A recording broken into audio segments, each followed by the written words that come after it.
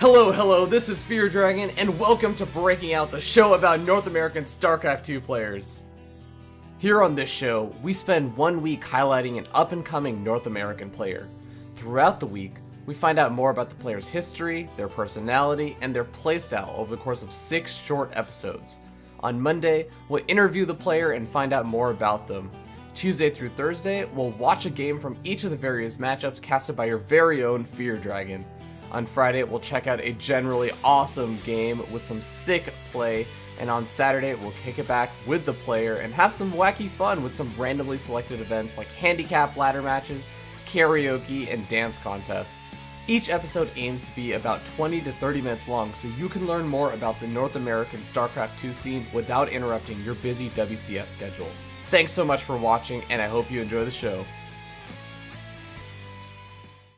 Hello, welcome everyone to the Saturday cast of Breaking Out, the show about North American StarCraft 2 players. I'm joined here today by Root Gaming Seeds' Arium, and we've actually gone through and watched a bunch of your games already today, or throughout the week, Arium, and today we're just going to have some fun and relax and not really worry about too much because StarCraft is fun. It has a lot of other fun things to offer other than just 1 versus 1, and we're going to actually be playing some arcade games today. And Arium, how you doing today? Great. I just came from a sleepover, bro. So. Oh my god, did you like stay up all night playing like Halo or whatever? I remember I used to do that all the time. Yeah. You look like you have a hangover, man. Are you sure you weren't drinking during the sleepover? No, it was like my little 7-year-old cousin sleepover. What did we do? I don't know. I just stayed up. He has like StarCraft on his computer, but it's like his computers are the greatest and his internet isn't either. So it was like I was just messing around on like a different server, and then I was coaching him too. We had like 10 other kids too, so I was just coaching him and we were playing. And he got up to like rank 3 today in silver. So awesome. Yeah. I mean, is this the same cousin that gives you ideas for StarCraft? Yeah, it's him. Well, I mean, you just got to return the favor, man. He's giving you ideas. You got to coach him to get better so he can give you better ideas. It all works out in the end. But pretty much.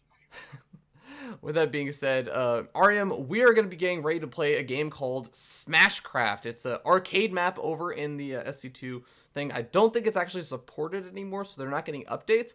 But it's still an absolutely fun and fantastic game to play. It's basically what it is. It's an arena-based kind of skill shot map where you control a hero.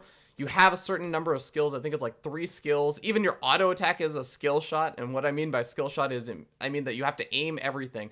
It can still miss. It's not just like right-clicking with, say, a Marine onto like a Zergling or something, and you know you're guaranteed to hit it. As Terran. Exactly. So. Exactly. Yeah. So it's a pretty fun thing, and basically the idea is that we're just gonna try and duke it out and see who's gonna come out victorious in this. Now, of course, I actually have not played it that much, but it's a lot of fun, and we're gonna have to see how this ends up going 1 versus 1, Arium versus myself. And Arium, you've already gone through the tutorial, so I think that you are pretty much ready, aren't you? Oh, yeah, I guess so. You know the controls at least, and that's gonna be enough for now. But I'm gonna choose the hardest person I can. All right. Well, we are actually sitting over here, paused in the game, so let's go ahead and get this started off as we go ahead and pick our heroes. We have 55 seconds. So, do you know who you're gonna pick?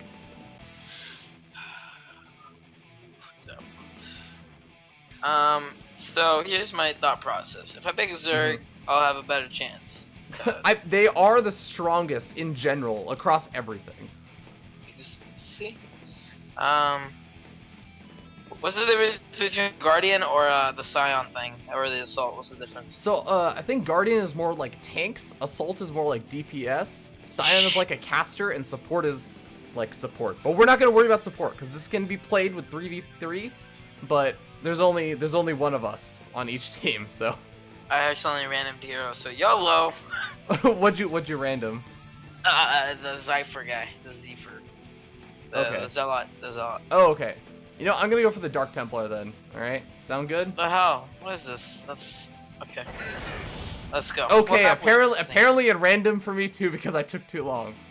But I don't know. We can let's random the map. Let's just find out how this goes, man. And yeah. All right. All So random. again, the basic idea. And look at this beautiful little intro. Seriously. Valkyrie Summit, man. Walk amongst the gods and Yah shall Y'all shall comprehend the universe, yo. universe. All right, so this actually gives you a 58-second like warm-up period. So we can actually go. So really quickly, let's just go over our moves so that the audience can actually understand what's going on. So don't just right-click on me, man. All right. Oh my God, are you attacking me? Oh my God, you're actually doing damage. So okay, the idea is I have like this is my normal attack. All right, so this is like my normal attack. You can see that's like my A key. That's your normal attack, right? Or is that no? This is my normal. This is my normal attack. Okay, so that's your normal attack. This is my my second attack. What the hell is that? So that one is just like a trail fire, it does damage. This is my third attack. That one's like a stun, it looks like. And then I have an ultimate, which is like that. And it looks like it's just a giant amount of damage. So let's go really quickly go over your attacks. Huh? It's F. Which one? Uh-huh. F? Nice. I don't have one. You I should have have that max fairy. Oh, Yeah. wow. Oh, okay. The real All right. We're just gonna jump into it. I have no idea what your ultimate is. Neither do you. So you can hover over it and read it out if you want. Right, hold up. Okay, so for 8 seconds, there is immunity to CC effects while under the effects. Just kidding. Go. Ah! Oh God. Okay. Oh God. Oh God. Ah, I'm Run, Protoss. run, run. You shouldn't be able to win. I'm Protoss. I Haha. keep pressing A. I snared I don't you. wanna A-click. Oh God. I don't understand what I'm doing. I feel like I'm You're playing League winning of right now, Legends. man. You're winning. Come at me, bro. What is this? They're like a Hellbat. Dude, this Hellbat has stuns. I'm like a freaking Marauder Hellbat. All right, watch this. Oh! Oh God, are you slowing me every single time you attack? Oh my God, this is actually getting really close. Oh, you thought it was gonna be easier or something? Or something? Dude. Oh God, I need to reload. So actually, yeah, certain characters need to like reload and stuff. Oh God. Come here, baby. Come here. Hey! Oh! Ah! Alright, Okay, okay. by the way, EQ will heal you up if... Ah! Oh, God! Damn it! Alright, round two, man, round two. Easy. Let's go. Alright, let's do this. Let's see, I need to use my evasion. Why can't I use hotkeys? Come here, man, come here. I dare ya. Oh yeah? Oh! Already getting some damage on you, man. Already getting some damage. Oh, God. Get out.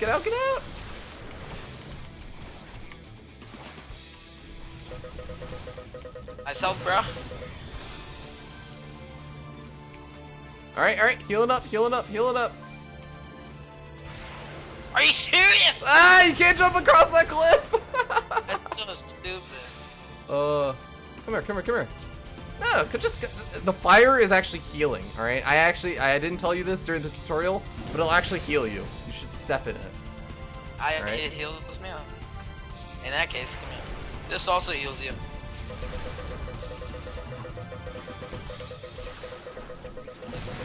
I don't care. Balls to the walls. Let's go. Oh no. Let's go.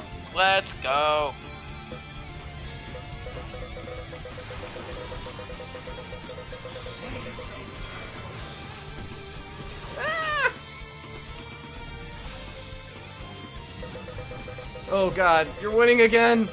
I got this! Let's keep running! No!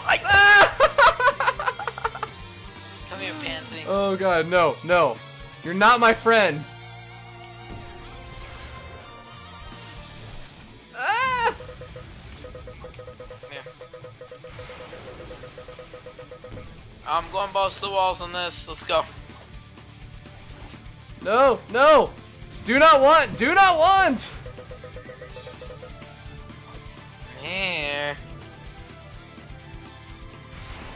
Ah! Oh, jeez. Alright, alright. Okay. Let's try this. I think it's one more time. I think it's a best of 5. Alright, so let's do this. Where are you? Okay, there you are. Ooh, Where are you going?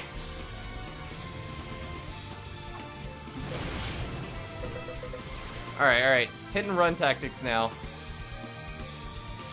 Are you healing up? Oh, you jerk. The baits! The baits! Baits.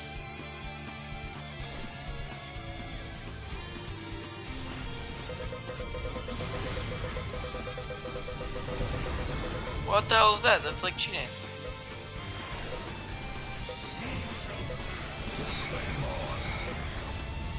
I'm immune to CC. Oh my god, are you serious? Ah!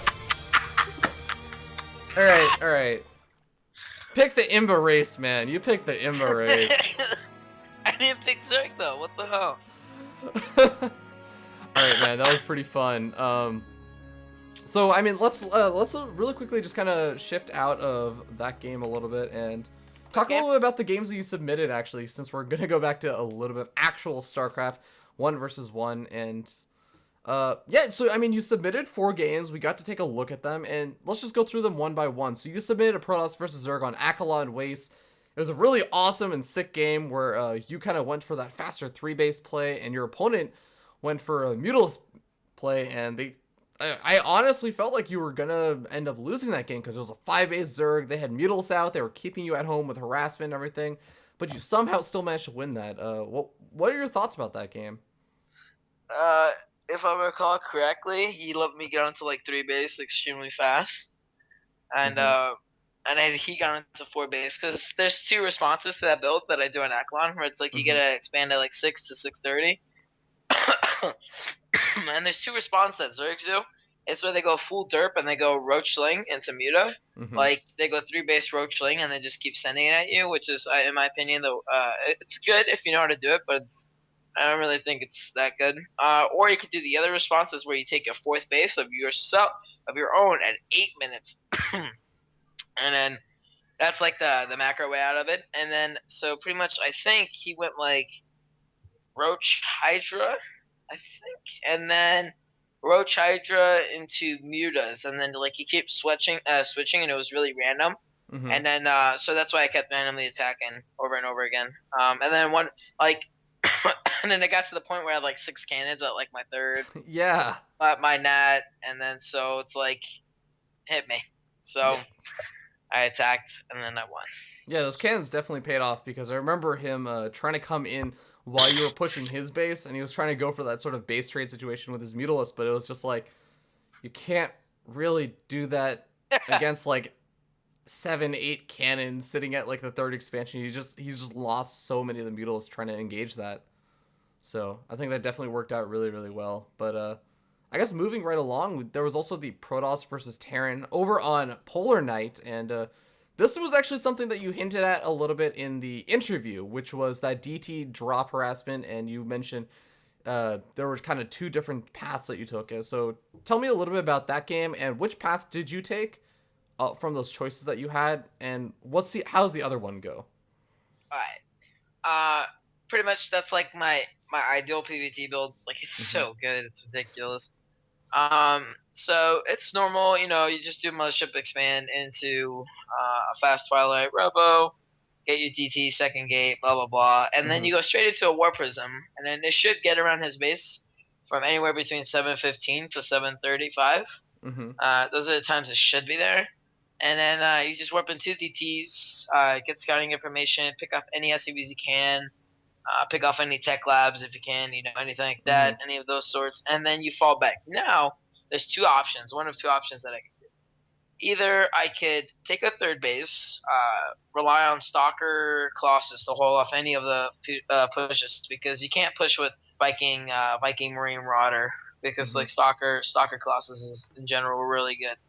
So that happened, or you could do what I did, which is, in my opinion, extremely strong, and you can still macro out of that. Like it's ridiculous. Where you just make a lot of stalkers and like 3 colossi with +1 attack, and you just move out with blink. And then there I could contain you. Like there's technically 3 options. Okay, Mm-hmm. so first one is I can macro out of the DT Raz. Second one is I can all in, and the third one is I can contain you with the push, but not as many units, and then contain you and just take a third. Mm-hmm. Either one of those three are extremely good. So then that game I just decided to go full all in because I saw on Polar Knights it's extremely good too because he doesn't have any area to sneak up with his Vikings, and I could just blink under, Mm-hmm. kill it, and then blink out. And then I was killing so many SCVs because he was trying to hold a bunker. It's either you have Marines there or you have the SCVs, and then I just saw my advantage, and I'm like, you know what, let's go in, and I did. So I won. Mm-hmm. Yeah, when you go for that build, are you concerned at all by early pushes that the Terran player makes? No, because one, I have DTs out extremely fast, and Mm-hmm. two, I have a mothership cannon. So no, I'm not worried at all. Mm-hmm. And so when you do go into like that sort of transition, you sort of make it more of a contain and kind of expand behind it. What do you generally like to go for after that? Do you just go say like I'm going to transition to lots and lots and lots of Colossus, or do you say like I'm just going to transition to High Templars like with charge slots? What do you generally Um, favor? it all depends on how many Vikings I'd force them to make. Mm-hmm. Um, if you made more than 6, then it's like ideal to go High Templars because no, anything more than 8, you should be going High Templars. Like Mm-hmm. 8 is pretty dangerous. I think 10 one shot to Colossus. I don't know, and that's really Mm-hmm. bad that I don't know that type of stuff. But so then you just want to switch into that more of a High Templar, Colossus, Stalker, Archon Ball. But I've been wanting to experiment with. I wonder how a lot of Blink Stalkers, like 6 Colossus and like a bunch of High Templars. I wonder how that would work. Because like for some reason Hmm. it just makes so much sense to me because the Viking, would be get shut down because there's so many Blink Stalkers, and then Storm and Colossus for the ground. I don't know. I'm trying to experiment with more, but that build is like so good that I can literally just do that and then win every PBT. That's a pretty good strategy, man. But yeah, let's kind of move along to the next game that you submitted, which was a Protoss versus Protoss on Belshire Vestige, and this was actually against one of your teammates. It was Root Minigun, and it was a pretty macro-oriented PvP, but it was pretty crazy, man. That game had like Tempest, it had Colossus. You even mixed in some Void Rays, and I have to ask, like, what was with like the single, like 1 or 2 Void Rays that you'd produce in your PvP? Yeah, that's yeah. Well, what's it called? Okay, so pretty much I love 3 Gate Stargate, but I've been experimenting with other builds now. Mm-hmm. But it's pretty cool because I know every single thing about 3 Gate Stargate. And Stargate is becoming so popular now, but it's actually dying. Like it's starting to come up, dying, starting to come up, dying. So I'm like, what do you guys want to do? You know? Mm-hmm. So I have 2 prepared for different, like the Stargate build, because I go Oracle first. It sucks to Phoenix first. Like it's almost like you could actually just lose Mm-hmm. like because then the Stargate gets shut down altogether. Because if you go in Oracle, first of all, that's gonna get picked off Yeah. by the Phoenix, and then you can't go Phoenix yourself because he already has the Phoenix advantage. Mm-hmm. So that Stargate pretty much just gets shut down, and I'm like so lost on what I should do. So I'm trying to experiment with other builds, and I got one that I'm liking. It's you go 2 Gate, you open up 2 Gate, Sentry Stalker Zealot. Mm-hmm. I got this from Desert actually, so really awesome. Hmm.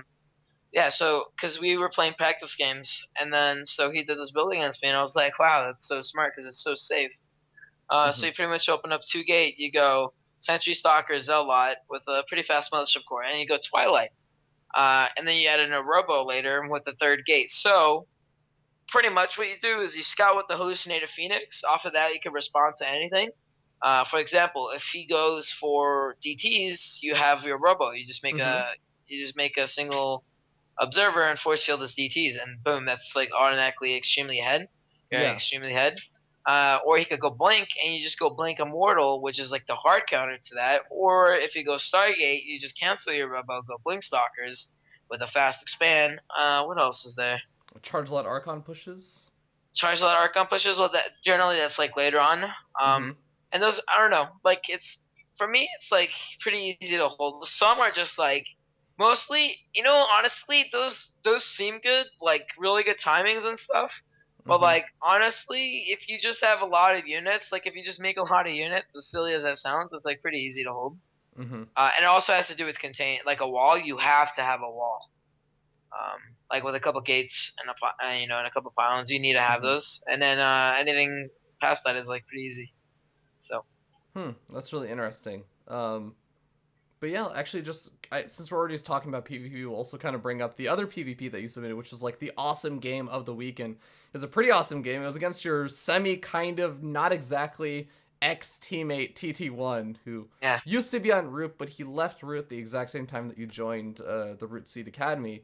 And that was a really fun PvP to watch. It was a really macro oriented PvP as well, but it had like that kind of difference between you going for that Colossus with a handful of Archons, maybe some Charge Zealots or some Zealots mixed in, and TT1 was going crazy on Archons and Charge Zealots. So Mhm. tell us a little bit about that game.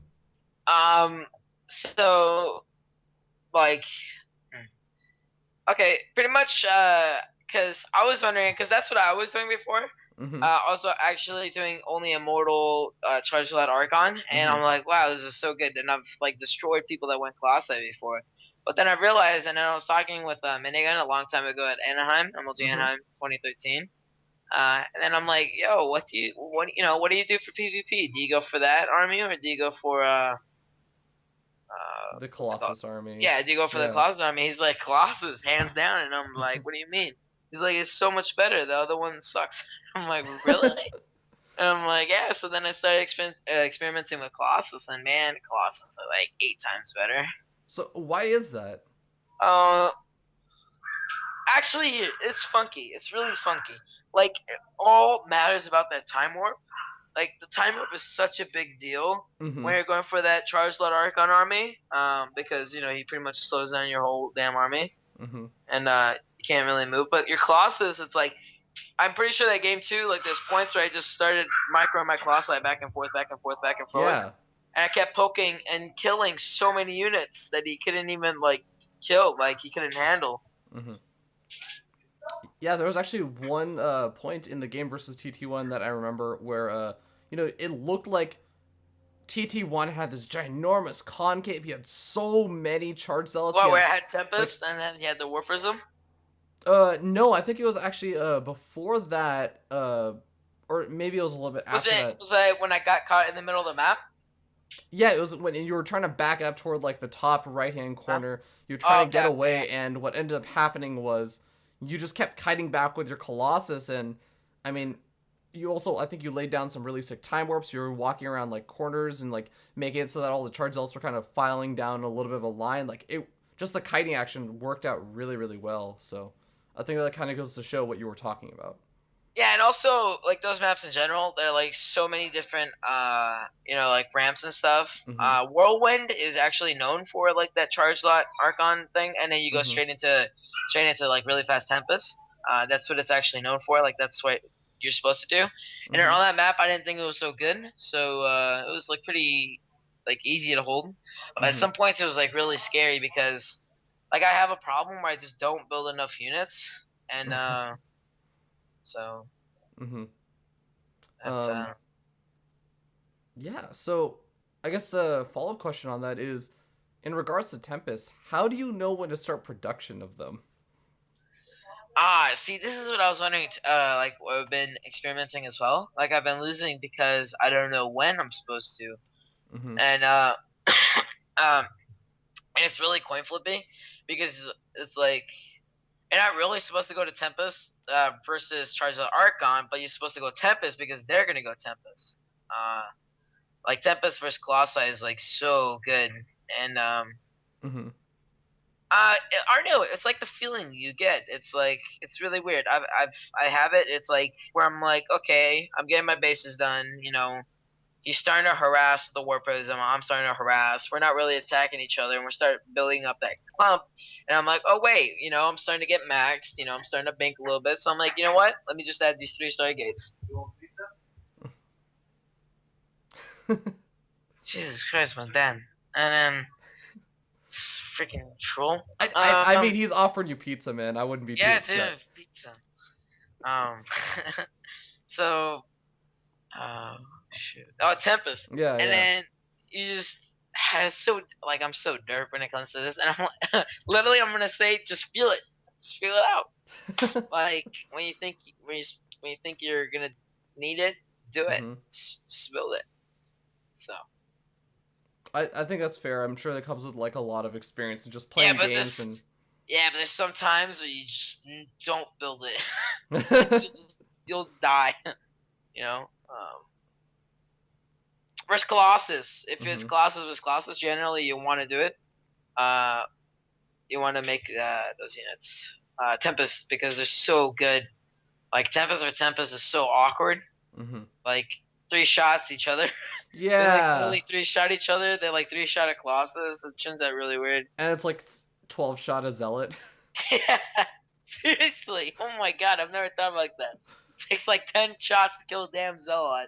Whenever I think about it, it's just like this giant beam of energy comes down, knocking out capital ships, knocking out other Tempests, like, and then it goes and attacks like a Zealot, and the Zealot is like, yeah, it's like eating up 8 shots of some like a giant beam of energy that's bigger than itself. It's like it doesn't make any sense, man. It makes no sense.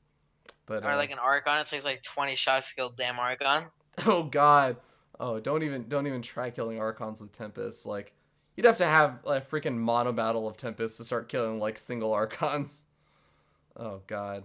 But yeah, that's it's really interesting to hear about like your thoughts on when to build Tempest, and I'm sure that it's hard to actually even vocalize because it is something that you sort of just develop a